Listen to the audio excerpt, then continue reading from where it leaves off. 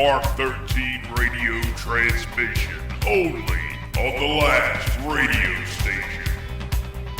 With the sudden bang of a gavel Saturday night, representatives of 195 nations reached a landmark accord that will, for the first time, commit nearly every country to lowering planet-warming greenhouse gas emissions to help stave off the most drastic effects of climate change. The deal, which was met with an eruption of cheers and ovations from thousands of delegates gathered from around the world, represents a historic breakthrough on an issue that has foiled decades of international efforts to address climate change. Traditionally, such pacts have required developed economies like the United States to take action to lower greenhouse gas emissions, but they have exempted developing countries like China and India, way older than America, from such obligations. The accord, which United Nations diplomats have been working toward for 9 years, changes that dynamic by requiring action in some form from every country, rich or poor. This is truly a historic moment. Well, that's true. The United Nations Secretary-General Ban Ki-moon, all prophecies concerning Satan involve the moon, and this has to do with the formation of a one-world government. This is a major step toward that, and Ban Ki-moon said in an interview, for the first time, we have a truly universal agreement on climate change, one of the most crucial problems on Earth. And in order to enforce this, you already have the skeleton of a one-world system, and what's missing? The supernatural ingredients, Satan and his angels, who are cast out at the beginning of a 5-month-long hour of temptation. That's when this one-world government really, truly emerges and is here de facto. And it receives a deadly wound, after which Satan will appear as the false Christ in Jerusalem at the 6th trumpet, the 6th seal, and the 6th vial. That's 666. And then immediately after this 5-month-long hour of temptation, the true Christ will return. Now, the current situation in the Middle East, with Turkey shooting down a Russian plane and Turkey invading Iraq and things like that, isn't it interesting that this happens while they're having this historic meeting of the world leaders in Paris? Does it remind you of anything? Do you remember the Versailles meeting that happened at the end of World War I? Well, now we're going to go to an article that came out on September 11th, 2001, called Today's Middle East Conflict Born at Versailles. Although not mentioned today in establishment news, much of the Middle East problems today stem from actions by European governments at the close of World War I, with decisions made at the well-known Treaty of Versailles. Thomas Jefferson described history best when he said, "History in general only informs us what bad government is." This was certainly true in the Middle East during the early 20th century. I'll date the start of modern-day Middle East conflict as beginning around 1914 with the beginning of the First World War, just after they formed the Federal Reserve System. Although the war was an accident caused by entangling alliances, economic competition, and sparked by an assassination in the Balkans, it wasn't an accident. Then, like now, this area of the old Austria-Hungarian Empire was a meeting point of 3 competing cultures and religions. The competition and conflict of Muslim, Eastern Orthodox religions, and the West made the area a flashpoint of world politics then as well as now. The end of the war, described in Allied propaganda as the war to make the world safe for democracy and the war to end all wars, was of course nothing like the slogans and promises. Rather, the Allied victory and the vengeful Treaty of Versailles created a powerful vacuum in the Middle East, because the defeat of the Central Powers, including Turkey, destroyed the old Turkish Ottoman Empire that had ruled most of the area for hundreds of years. In the war, Turkey sided with Germany and the Austria-Hungarian Empire, and when they were defeated, all of the Middle East, formerly part of the Ottoman Empire, became up for grabs as spheres of influence for the victorious Allied nations. This is where many, if not all, of the Middle East problems we face today began. The basically unfair Treaty of Versailles and distant European politicians arbitrarily created the Middle East national boundaries we have today without any regard to local geography, tribal affiliations, or national identity. This outside meddling in what should have been decided by the people and local power structure, of course, created discord, infighting, and hatred between groups of people in these artificially created nation-states. So, how do politicians generally stay in power in this kind of artificial nation? They sadly tend to bind together populations with competing tribes, religious sects, customs, languages, and power structures through the hatred and fear of a common enemy, of course. If they don't have one, they invent one. This is one reason for the Israeli-Arab conflict among nations in the Middle East. Most of the Arab political leaders play this game outside of Kenite-occupied Israel to remain in power, as Arafat does with the Palestinians inside of Kenite-occupied Israel. Remember, this is from 2001. Political expediency and as a means for Arab politicians to stay in power are two unreported questions for the continuing conflict in the Middle East. It is also important to remember that many Israeli politicians also play this game in their political process, Israeli by Land Association there. So while the vast majority of all sides in the conflict would benefit economically and personally by peace, this wouldn't be good for most Middle East politicians. Now, the history books have, of course, covered up the imperialism and territorial land grabs with talk about the League of Nations mandates, etc. Remember, it was called the Covenant of the League of Nations. And what happens at the beginning of the 5 months? Satan confirms a covenant with many for 1 week. So you had a perfect type of that back then with the Covenant of the League of Nations, a type that leads into the actuality, just like the types of the stages of the locust lead into the actual 4 stages of the locust army. Notice they're given in a different order. In Joel chapter 2, verse 25, you might want to look into that. But remember, all history is written by the victors or winners, and about everything put out by the governments of France and England during this time is just so much government lies and propaganda. Remember, any written history is just a viewpoint, often subsidized by the political establishment of a nation to make them look good, and of course the former enemy appear bad or evil. Think of history as a testimony in a divorce court or the always differing accounts of an auto accident. If you only listen to one side, you usually will not get the complete story. Then he goes on to talk about the Greek Holocaust. For example, the Christian population in Turkey decreased from 4.5 million in 1900 to around 150,000 today. The number of Greeks living in Turkey fell from around 2 million to around 7,000 today. Actual victims were around 2.5 million, including 1.5 million Armenians. Why did this take place? After the First World War, the Turks, who had lost Asia Minor, reoccupied the region. Then there was a war in the region between Greece and Turkey ending around 1921 that resulted in a partition of the region. About 300,000 Turks had to leave their homes in Greek territory, and 1.4 million Greeks in Turkey that survived the Holocaust, the Greek Holocaust they call it, had to also move back to Greece. Whoever this is writing this, I'll tell you at the end of this whose words these are, but I'm just giving you information here. We're learning together, okay? Now, 2, since we are talking about Istanbul, what wartime World War I leader was blamed for such a military disaster near this city?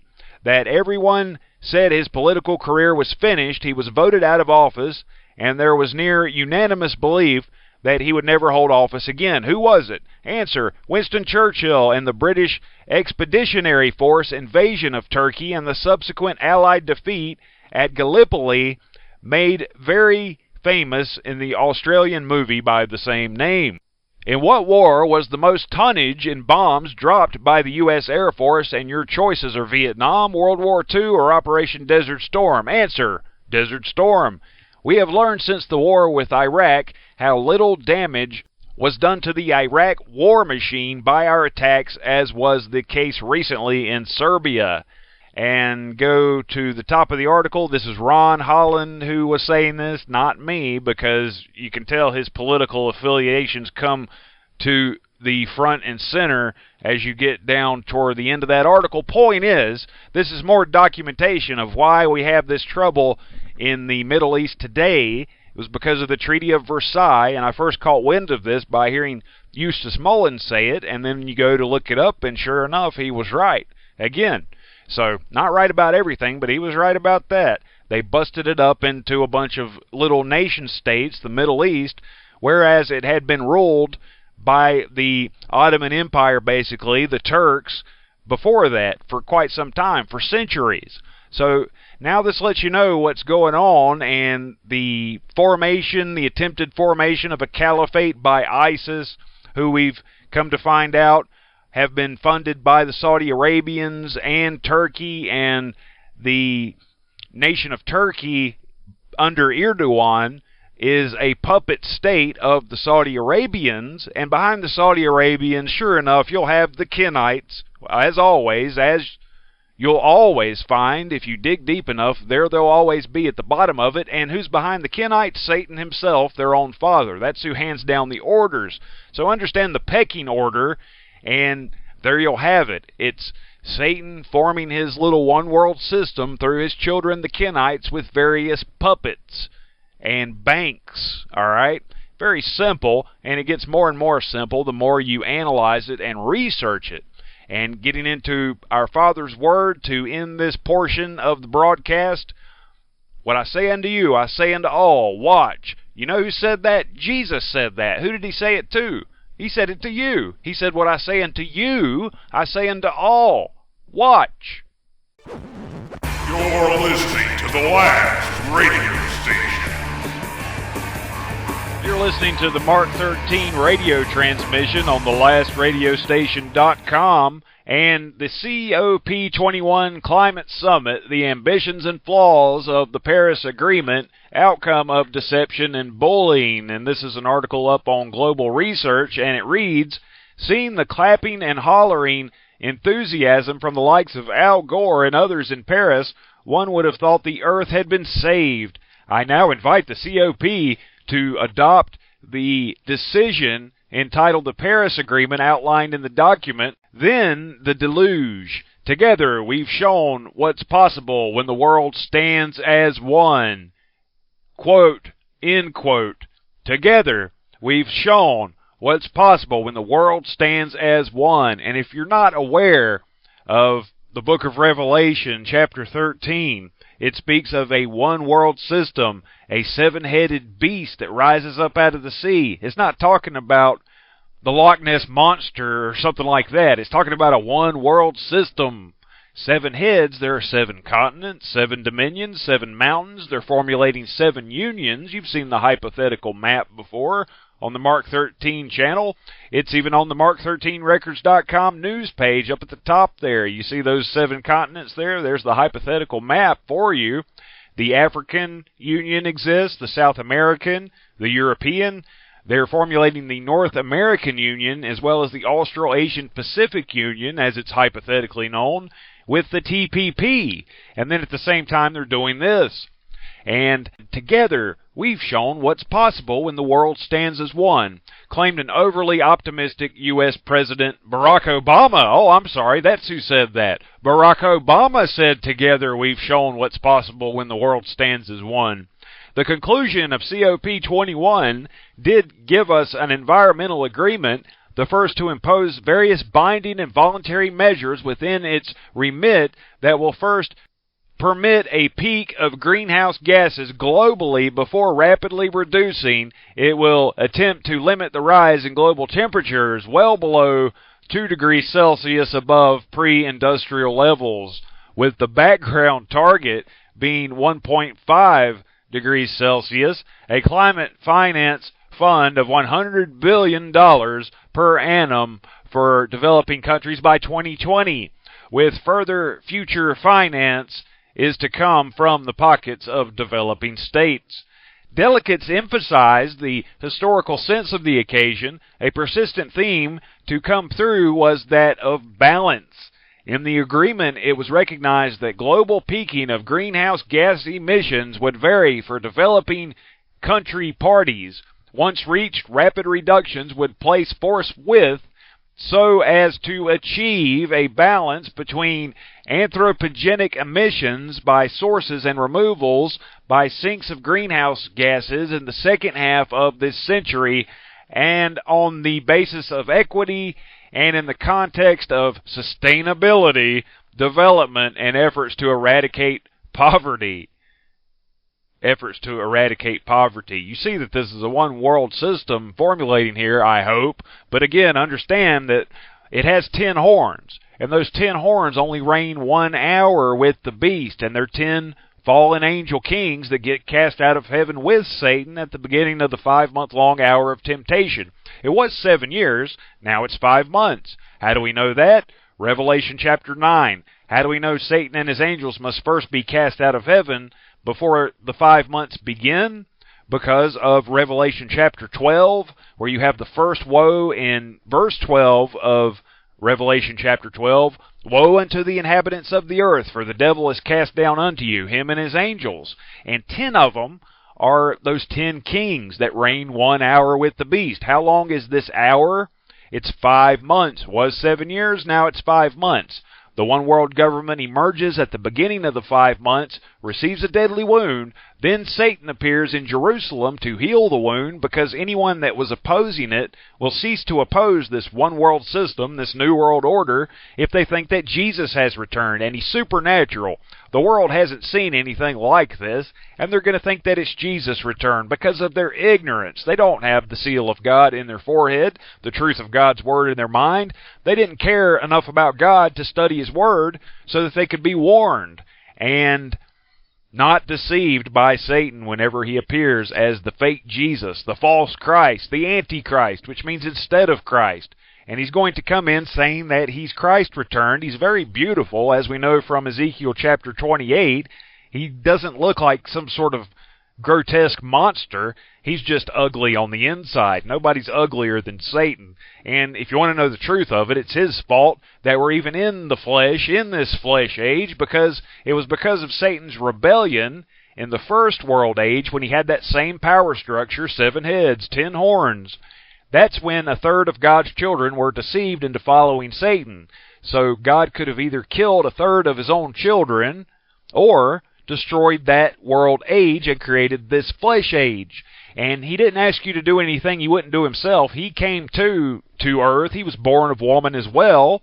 And his name is the Lord Jesus Christ. That's who that was and is the Father, Emmanuel, God with us, to pay the price for one and all times to defeat death, which is one of Satan's names, on the cross, and whosoever will believe upon the death, burial, and resurrection of the Lord Jesus Christ should not perish in the lake of fire at the end of the 1,000 years, and the 1,000 years begin upon the return of the true Christ at the 7th trumpet, but have everlasting life, continued existence from the day you were created up through the eternity. So that's what we're really dealing with here, and this climate change thing is a joke, but at the same time it's formulating the nucleus of the one world system. The Kenites have been forming this thing and piecing it together for quite some time now. We talked about the Treaty of Versailles with the Covenant of the League of Nations in the First World War, creating the Soviet Union. That's a key part to it. It has feet like the feet of a bear, communism, and that's what it will be, one world communism. And that's what this climate change summit is implementing one world communism and a global Soviet Union. So I hope you enjoy it, and when you know that it's the negative part of God's plan, these things don't bother you. You know that it's coming to fruition, and we're getting closer to the end of this final generation, the generation of the fig tree.